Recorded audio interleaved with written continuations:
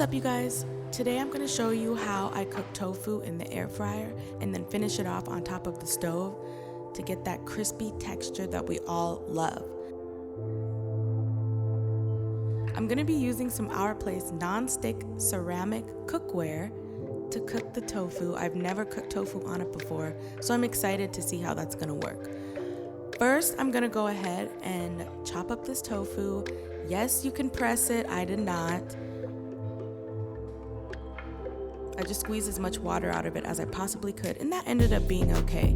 Then I'm gonna go in with some cornstarch, and that's what really gets it crispy on the outside.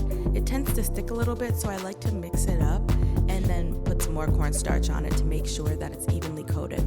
After that, we're gonna go in with some seasonings and give it some really nice flavor. I got garlic powder, onion powder, salt, pepper, cumin, and some paprika. Like I said, it gets a little stuck because the tofu is so wet, so I like to mix it up and then season it again to make sure that I get the backside of everything, and like I said, that it's evenly coated. So oh my gosh, don't forget oil, that's the most important part. So I was gonna put it on parchment paper, and for some reason when I went to the store I got wax paper instead. Don't do that, that's not gonna go in the air fryer very well. Make sure that you use foil or parchment paper. Put it on 375 for about 12 minutes, and you're welcome to go halfway through and flip it over if you want, but since I'm gonna be cooking it on the stove also, I don't really need to do that.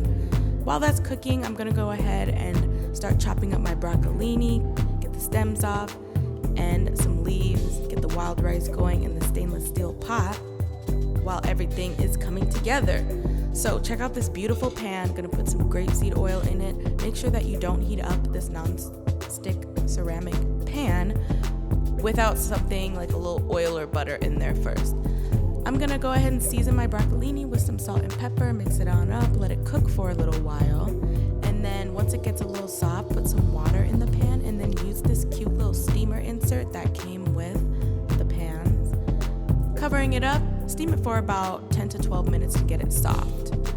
Now that the tofu's finished, I'm gonna bring it over to this other beautiful pan, put some oil in it, and start cooking it.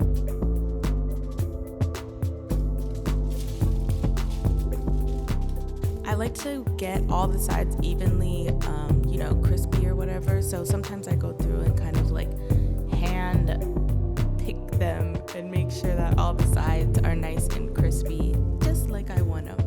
I got some Korean barbecue sauce from down the way, and I wasn't really used to how this pan is dealing with the sauce. Honestly, I thought it would coat it evenly a little bit better, but it's still getting the job done. I have this cute little Our Place warm hand mitten. It came in a group of 2. My broccoli is done, and now I can go ahead and plate it. I got some wild rice, a complete protein.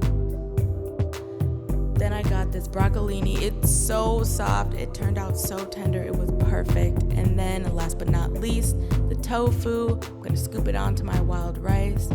Then I have a little salad that I prepared. This vegan goddess dressing is amazing, except that sometimes it comes out like that. But anyways, what do you guys think? This was a delicious, quick little meal. Would you ever try something like this? Let me know in the comments.